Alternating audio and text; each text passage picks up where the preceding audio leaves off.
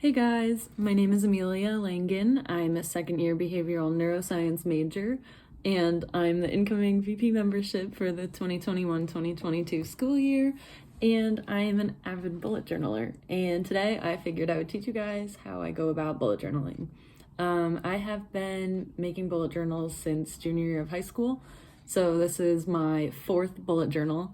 So I have a little bit of experience with this. I have also been making art for the past 10 years, so I definitely have a pretty strong art background.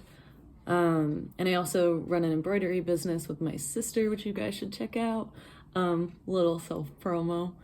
And yeah, so I figured I would just take you guys through how I start, where I get my inspiration, dealing with mistakes because those are inevitable, and just my overall attitude to bullet journaling and why I like it. So just before we get started, there are a few things you want to think about when you are making a bullet journal that will help you in the long term. First of all, you will make mistakes. That is a part of the process, and instead of feeling discouraged by them, use them to your advantage. Oftentimes, I will make mistakes that end up turning into some really great themes for each month. You just have to be creative and adaptive to the process. So for example, I spilled coffee on one of my bullet journal pages, and instead of freaking out and ripping it out like I might have done in the past, I decided to just roll with it and made some patterns from it. So I ended up coming up with a little spread like that. So you can totally customize any messes into, your creative fuel. Second thing to take note of is that Pinterest is going to be your best friend when you're coming up with embroidery inspiration. Bullet journal inspiration, and embroidery inspiration. But yeah, use Pinterest for everything. I love Pinterest. I have a Pinterest board for all of my art stuff, so I can always go back and reference it. And it's also really good for trying out different themes or spread layouts for your bullet journal. So play around with Pinterest, and you can mix and match different things and really make your bullet journal your own. Third, make each monthly spread as you go instead of planning out the whole year in one shot. I used to do it that way, and I have since changed to doing it every month, so that way it's more adaptive and I can try out different layouts and whatnot, and I find that it's really flexible and I have a lot more creative freedom, which is something I really enjoy. So now I'm just going to show you guys some of the spreads I've done in the past so you can kind of get a sense of what I like to make for a bullet journal. That's my phone number. So this was from this past July to the present. I really like vertical spreads. I think that they're better at laying out like a weekly calendar. And I also think it's really important that you make a key. So I like to color code my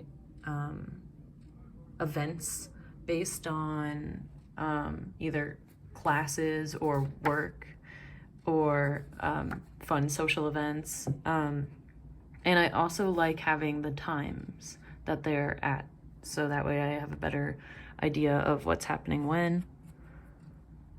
Here's another little spread. I like having everything laid out on like the home spread so that I know what I have to do for the month. This one wasn't as fancy, but that's okay.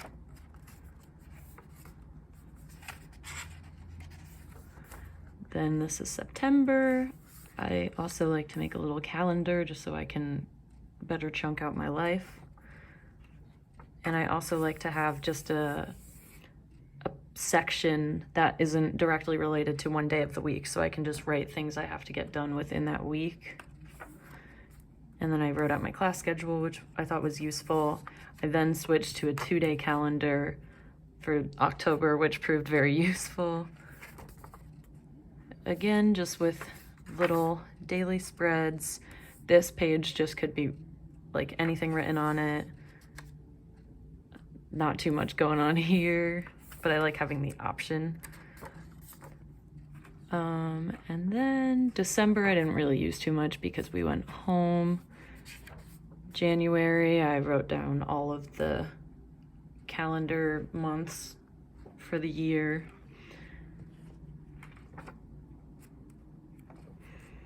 this was a busy time. February was pretty groovy. You can get really creative with how you make your spreads. Take as much creative liberty as you want. It depends on really my effort level and how much time I have to make each spread, but I really try and, you know, do a different thing every month. But I do really like using the times. So yeah, there's that. And then here was April. A nice little quote for myself. And yeah, I really live by the color coding. Super useful. This is all CHAARG stuff. And now we are going to figure out what I want to do for May. Okay, so I have just sketched out my idea for May. I went with a little like garden vegetable theme. I don't know, just kind of came to me and I thought it'd be cute. This is the inspiration picture I was using. I'm also watching Better Call Saul right now. Great show. But I decided to just sketch it out to see how it would look. I'm gonna add a couple more details around like here and then on the sides, just make it more cohesive, and then have some little things on the side here. But yeah, I will start outlining first and then coloring, I guess. Okay, so I just finished coloring in my little design, and this is how it turned out. I think it's adorable. I added embroidery orders, CHAARG things, and a road trip that I'm planning as my 3 main things to tackle for this month, and that will get filled in throughout. And so I'm going to start doing the rest of my spreads. Might make a little baby calendar again. But yeah, I guess we will see what I end up coming up with. Okay, so I have just made my weekly spreads. I'll probably add some more fun things to them. I added a little radish and an eggplant up here just to, you know, put the whole thing together. And then I added just a calendar.